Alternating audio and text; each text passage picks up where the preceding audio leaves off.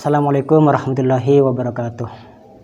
Alhamdulillahirabbil alamin wa bihi nasta'inu ala umurid dunya waddin. Wassalatu wassalamu ala asyrofil anbiya'i wal mursalin sayyidina wa habibina wa maulana Muhammadin wa ala alihi wa sahbihi ajma'in. Amma ba'du. Akidah Islam itu tidak ilmiah.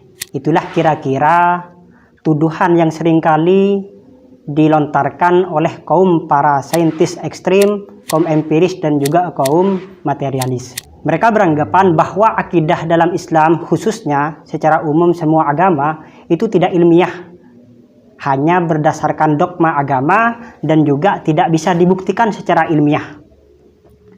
Mengapa demikian? Karena hal ini dilatar belakangi sempitnya paham mereka akan arti daripada ilmu itu sendiri. Keilmuan dalam Islam dengan keilmuan atau ilmiah versi mereka dan versi kita itu berbeda.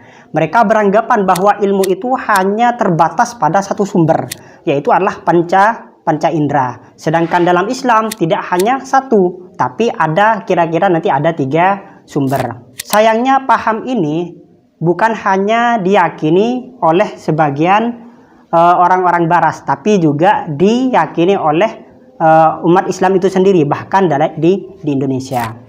Benarkah akidah Islam itu tidak ilmiah? Mari kita simak beberapa penjelasan ulama mutakallimin atau ulama-ulama Islam baik yang kontemporer ataupun yang klasik. Yang pertama, Syekh Said Ramadan Al-Buti dalam Kubrul Yaqiniyat Al-Kauniyah, beliau menyatakan wujudullah azza wa jalla da'wan ilmiyatun. Klaim keberadaan Tuhan, klaim keberadaan Allah adalah klaim yang bersifat ilmiah. Tata'allaku minal ilmi bijanibin la yakhda'u litajribati wal musyahadati. Berhubungan dengan aspek keilmuan yang tidak tunduk pada bukti secara empiris. Singkatnya, versi Syekh Said Ramadan Al-Buti, klaim keberadaan Tuhan itu tidak serta-merta hanya sebatas dogma belaka, tapi itu dapat dibuktikan secara ilmiah. Jadi antara ilmu dengan akidah itu bukan hal yang berbeda. Hal ini juga ditegaskan oleh Profesor Dr. Ahmad At-Thayyib. Beliau salah satu Grand Syekh Al-Azhar periode sekarang. Dalam Maqumatul Islam beliau mengungkapkan wa yufhamu min qaulihi ta'ala fa'lam annahu la ilaha illallah annal aqidata hiya al-ilmu. Dapat dipaham dari firman Allah Subhanahu wa taala yang berupa fa'lam annahu la ilaha illallah. Ketahuilah bahwasannya tidak ada Tuhan selain Allah, bahwa akidah itu adalah ilmu itu sendiri. Wa annahuma mutasawiyani fil mafhum. Keduanya itu sama, antara ilmu dengan akidah itu bukan hal yang berbeda, satu dalam maknanya, satu dalam pemahamannya. Wa hadza ma najiduhu fi'lan inda ulama'il aqidah hina yadhhabuna ila annal i'tiqad wal ilmah wal ma'rifatah kullu dzalika bima'nan wahidin. Dan inilah yang kami jumpai, kata Dr. Ahmad At-Thayyib, dan inilah yang kami jumpai secara praktisi di ulama akidah. Mereka berpendapat bahwa i'tiqad atau keyakinan, ilmu dan juga ma'rifat atau pengetahuan itu satu makna. Jadi tidak ada pemilahan di sana antara ini loh akidah, ini loh ilmu, ini loh ma'rifat. Tidak. Di sana saat ketiganya ini diartikan dalam satu makna. Apa itu i'tiqad, apa itu ilmu, apa itu ma'rifat? Wa yu'arrifuna al-ilmah bi annahu al-i'tiqadul jazim al-mutabiq lil waqi' an-nasyi' an dalilin. Para ulama teolog, para ulama akidah mendefinisikan ilmu, ia adalah sebuah keyakinan yang bersifat pasti, timbul dari sesuai dengan fakta dan timbul dari sebuah argumentasi. Jadi dalam Islam tidak ada pemilahan, tidak ada pemisahan antara ilmu dan juga akidah. Akidah itu ilmu, ilmu itu adalah akidah itu sendiri. Nah, yang penting itu memenuhi 3 kriteria. Apa saja? Yang pertama itu adalah bersifat pasti, keyakinan yang bersifat pasti. Jadi kalau semisal hanya berupa keraguan atau syak atau berupa dzon, praduga belaka, maka itu tidak bisa dikatakan akidah. Yang kedua harus al-mutabiq lil waqi', sesuai dengan fakta. Jadi kalau ada keyakinan, jadi tidak serta-merta keyakinan dalam Islam itu bisa dikatakan akidah, tidak. Harus sesuai dengan fakta. Yang ketiga adalah an-nasyi an dalilin, dan ini yang penting, harus bersumber dari sebuah argumentasi. Jadi tidak serta-merta langsung dikatakan akidah, melainkan dia harus berupa keyakinan yang bersumber dari sebuah argumentasi atau dalil.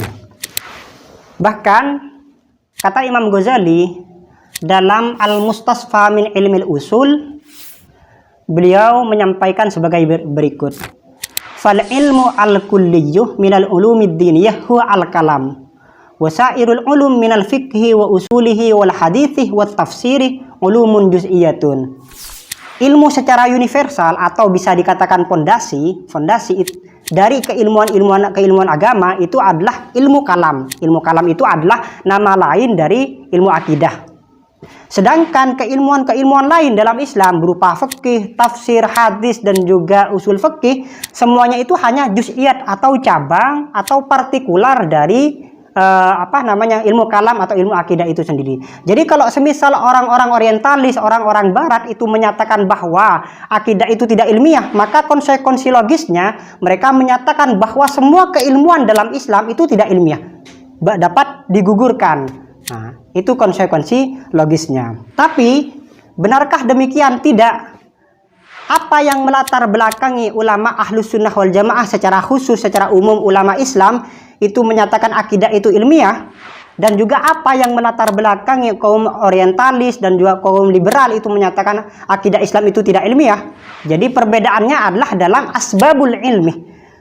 Kalau versi kita ulama muslim menyatakan bahwa asbabul ilmi itu ada 3. Jadi Imam As-Saffaraini dalam kitabnya Lawaqihul Anwar As-Saniyah wa Lawaqihul Afkar As-Saniyah, beliau mengungkapkan annahu mimma yanbaghi ayyu lama anna asbabal ilmi salasatun. Termasuk yang wajib atau yang harus kita ketahui adalah bahwa faktor atau sumber ilmu itu ada 3. Yang pertama itu adalah al-hawasus salimah atau panca indera. Nah, ini yang pertama, sumber ilmu yang pertama ini tidak ada perbedaan antara kita dengan kaum liberal. Karena kenapa? Karena kita sepakat bahwa panca indera itu adalah salah satu sumber ilmu. Hanya salah satu, sedangkan mereka menyatakan satu-satunya. Jadi perbedaan kita dengan mereka menyatakan kalau sumber ilmu itu hanya satu, yaitu adalah panca indera, sedangkan kita menyatakan panca indera itu juga sumber ilmu, tapi bukan satu-satunya, tapi melainkan salah satu dari 3 sumber ilmu. Yang kedua itu adalah al-khabarus shadiq atau bisa dikatakan Al-Quran atau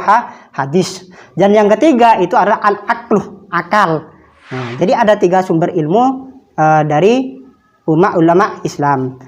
Nah, yang menjadi titik poin adalah kalau akidah dalam Islam itu tidak bersumber dari panca indera, maka itu wajar saja, karena akidah itu bukan sesuatu yang berupa materi atau non fisik, sehingga tidak dapat dikonfirmasi oleh panca indera. Tapi meskipun tidak dapat dikonfirmasi oleh panca indera, ia tetap dapat dikonfirmasi oleh akal ataupun wahyu berupa Al-Quran atau hadis. Kita ambil contoh yang lain. Contoh adalah wujudul ilah atau wujudul khaliq, keberadaan Tuhan.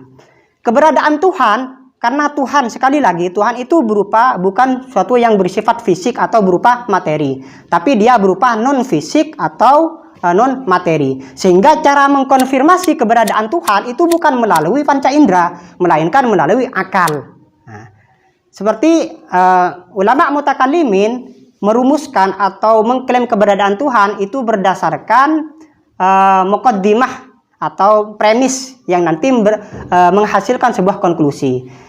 Alam itu ada dari ketiadaan. Satu. Sesuatu yang ada dari ketiadaan, maka itu pasti membutuhkan pada yang mengadakan. Nah, berarti natijahnya atau konklusinya, kesimpulannya adalah alam itu ada yang mengadakan, dan itulah Tuhan. Maka tidak mungkin kita menyatakan Tuhan itu tidak ada hanya karena kita tidak melihatnya. Buktinya ada alam yang awalnya tidak ada menjadi ada. Nah, berarti ada faktor eksternal yang di sana harus mengadakan alam raya ini. Kalau kita sudah meyakini keberadaan Tuhan berdasarkan argumentasi tadi, maka otomatis kita harus membenarkan semua ajaran yang dibawa oleh Tuhan tadi.